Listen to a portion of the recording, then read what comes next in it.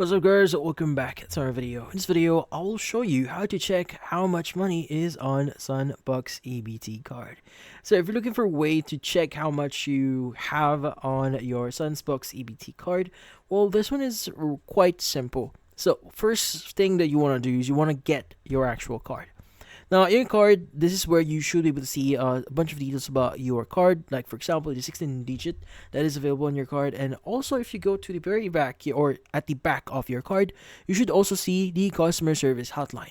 Now, what you need to do is you want to go and just look for that customer service. So usually at the bottom left here, once you have that number, you want to dial that in your phone.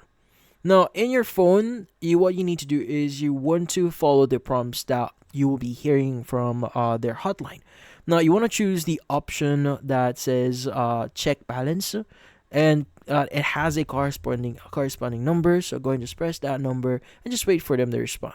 Now, to be speaking, once you've done that, you should be able to hear your current balance on your Sun Bucks EBT card, and that's about it.